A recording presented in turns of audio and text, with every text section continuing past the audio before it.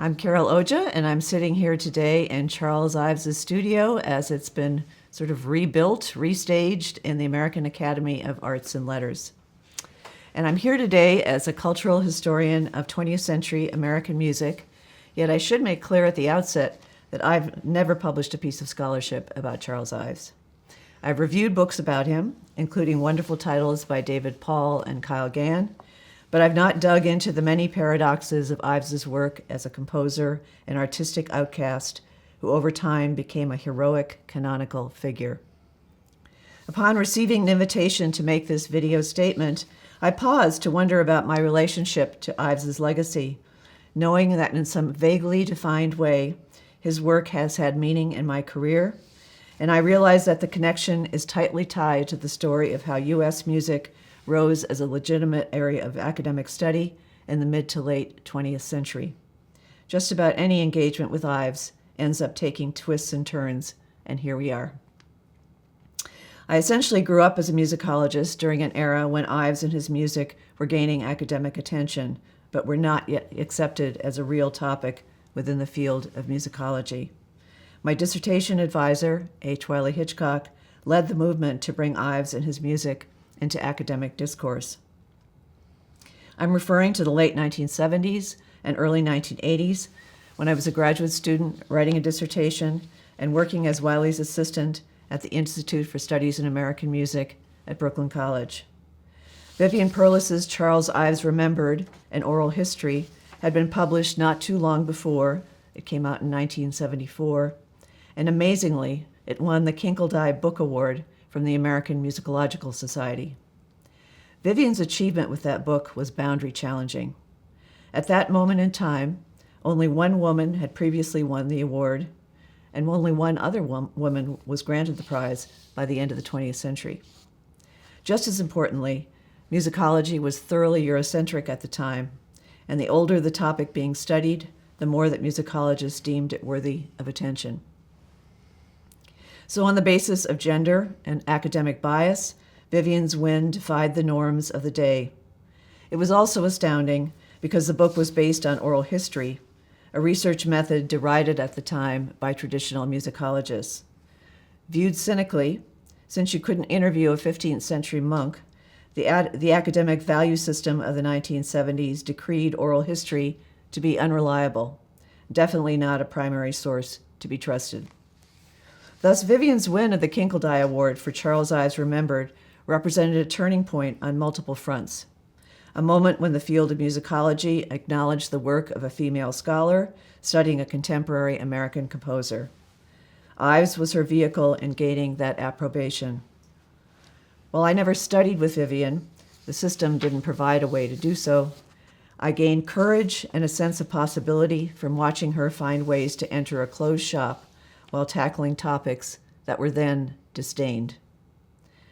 My other early exposure to scholarship about Ives came through working with Wiley Hitchcock at the Institute for Studies in American Music at Brooklyn College, fondly known as ISAM, and today it is HISM, the Hitchcock Institute. Doing so put me on the ground floor of the emergence of U.S. music as an accepted area of academic study. For Wiley, a focus on Ives was tied up with his attraction to American ultra-modern composers, especially Henry Cowell.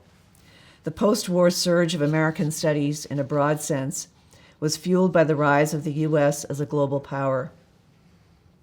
Wiley's tie to Ives was also linked to his professional alliance with Vivian, and the two of them essentially put the modern age of Ives studies on the map.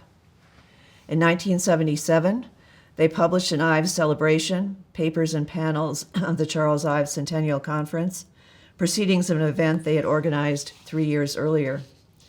That conference served to kickstart academic study of Ives's music. It included scholars in American studies and music theory, also composers, and the list of participants is fascinating from today's perspective, over 40 years later. Beyond Wiley and Vivian, there was a very small cluster of bona fide musicologists.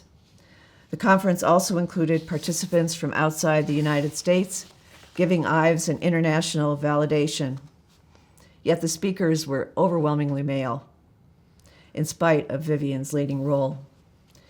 The only other women were Martine Cadeau, a Parisian novelist and music critic, Betsy Jolas, a Paris-based composer with strong American roots, who ultimately became a very close friend of Vivian, and the violinist Nancy Mandel, daughter of the composer Ellie Siegmeister, who together with her husband Alan performed and recorded music by Ives. Working alongside Wiley, I witnessed an Ives scholar in action. In essence, he applied the traditional tools of musicology, the precision of that discipline, to this unruly American figure. Wiley edited the music, he analyzed the scores, he wrote about all of it, and he set up an infrastructure for others to publish, debate, and proselytize for Ives and his music. Despite all his contrariness, at some basic level, Ives conformed to the values of musicology. He identified as a composer, and he was an organist, both highly respected occupations with a European pedigree. He wrote symphonies, sonatas, string quartets, and art songs, and he did so for traditional Western instruments and ensembles. Plus, he was a white male of New England heritage, and he had the resources to fund publications and performances of his music, which saved his work from total obscurity. As a scholar, Wiley excelled at writing about music in lyrical prose that was pristine in its economy. The famous dictum, "omit needless words," which appeared in Strunk & White's Elements of Style, which was first published in 1959, was Wiley's mantra. He loved style manuals. And that pared-down prose characterized Wiley's publication about Ives. In his Music in the United States, A Historical Introduction, which was first published in 1969, Wiley included an entire chapter about Ives, and it was the only chapter in the book that was devoted to a single musician. The chapter opened, quote, "The most extraordinary and significant American composer of the late 19th and early 20th centuries was Charles Edward Ives." Thus it left no doubt that Wiley was throwing his weight behind a figure who then lurked on the sidelines of history. And again, that's 1969. Then, in 1977, Wiley published a little book, as he often called it, titled simply Ives. It was 95 pages long, and it was issued in the series Oxford Studies of Composers. The opening page dubbed Ives's music as eclectic, individualistic, and radical, using language that was becoming the norm. In 1983, Wiley reissued the book through his monograph series at ISAM. That little book provides one example of how Wiley positioned himself, including through ISAM, as a leader in the promotion of Ives and his work. This occurred most notably through Wiley's longtime presidency of the Charles Ives Society, which was formed in 1973.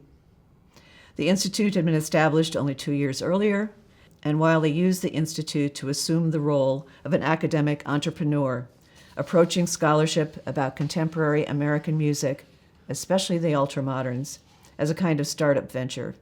He championed figures viewed as experimental, as idiosyncratic, as sui generis.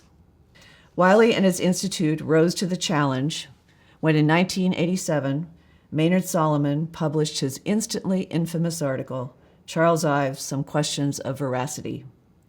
In it, Solomon raised questions about Ives's integrity, alleging that the composer revised his scores over time, falsifying the dates to make himself appear more modern, thus giving himself an edge in narratives chronicling the emergence of American musical modernism. It was a legal brief of a prosecutor, and it was published in the Journal of the American Musicological Society, the flagship journal of that profession. Solomon's critique was the first article about Ives to appear in the journal. In fact, at that point, very few American composers had been represented there. A heated discussion ensued, including in the New York Times and major music publications of the day. Wiley joined the debate by chairing a panel discussion of rebuttals to Solomon at the New York chapter of the American Musicological Society. Then he published a response to Solomon's accusations in the ISAM newsletter. That response was written by the young J. Peter Burkholder, whose dissertation about Ives had been published 2 years earlier. When Wiley was invited to contribute to a festschrift for the pioneering African-American scholar Eileen Southern, which appeared in 1992, he again turned to Ives, writing a chapter titled Charles Ives and the Spiritual in the Morning / Give Me Jesus, a weird title. So I'll say it again, Charles Ives and the Spiritual in the Morning / Give Me Jesus. In it, Wiley compared Ives's vision of the spiritual to previous arrangements, including one published in 1925 by the famed African-American brothers James Weldon Johnson and J. Rosamond Johnson. Wiley's exegesis of Ives's version is fascinating. Not so comfortable, however, is the conclusion, where Wiley calls In the Morning, and I quote, the product not of Ives the ethnomusicologist, but Ives the composer. He continues, it transcends in richness of detail and artfulness in general the settings in such other published versions as those of the Johnson brothers and J.W. work. And I repeat, it transcends, and he's talking about Ives there.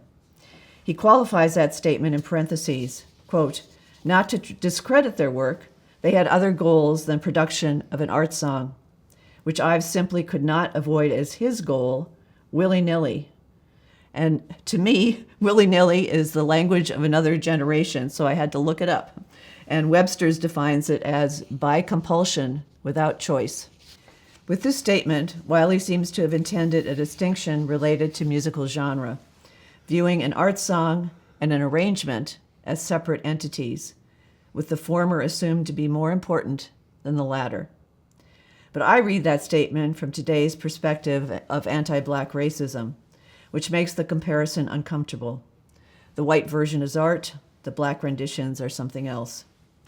It can be viewed as an example of how the drive to defend Ives, to pitch him as a great composer, was an overriding force for Wiley and many others. It also illustrates how an assumption of whiteness underpinned Wiley's generation of musicologists, no matter how much they were otherwise attuned to social justice. In short, it's complicated. Wiley's culminating work about Ives was the edition, with detailed critical commentary, of Ives's 129 songs, or 114 plus 15, as he liked to term it. The 114 songs being the ones that Ives himself published in a small edition, and then 15 being others that appeared in other locations. That detailed edition, brimming with academic rigor and musical insights, appeared in 2004 as part of Music of the United States of America, a series of critical editions sponsored by the American Musicological Society. By that point, Ives had been thoroughly embraced by the academic establishment, and Wiley played a role every step of the way. I want to comment on two other aspects of my own relationship to Ives. The first has to do with the overwhelming maleness of Ives' studies. I write that even as I respect and have worked very happily with many of those men. Still, as a woman, I felt like an outsider, not only in terms of the scholars involved, but also because of Ives's misogynistic rhetoric. That said, there were a few female scholars who worked on Ives. In addition to Vivian Perlis, the mother of us all, as Gail Sherwood McGee once called her, they included the late Rita Mead, also Judith Tick, Carol Barron, Denise von Glahn, and of course Gail. That list has grown over time, but it still represents a minority. I also want to say something about Ives in relation to my teaching. Since he was a quote-unquote composer, it has been relatively easy to fit him into courses about Western concert music. And separately, in surveys of U.S. music, I used to devote at least one session to him, often finding the songs as the easiest means of access for undergraduates. But at least a decade ago, I addressed my discomfort with that syllabus structure by folding Ives into a session about a cluster of musicians from the turn of the 20th century, including also Willa Marion Cook, who was African American, and Amy Beach. Doing so opened an opportunity for students to discuss who makes it into the history books and onto the concert stage, and who gets left out. In the process, they viewed a group of 3 composers, only one of whom had the right to vote. And they explore the ramifications of Jim Crow segregation and gender discrimination in American music history. These days, one of my roles is as faculty director of the humanities at the Harvard Radcliffe Institute for Advanced Study. And there I recently heard a lecture about the legacy of Gertrude Stein. I sat straight up as I realized that Stein was born the same year as Ives. She too developed an artistic style that was deemed clumsy and crude, simply bad by critics. She too was in a position of having to promote her own creative output, essentially rolling a boulder uphill while trying to gain respect.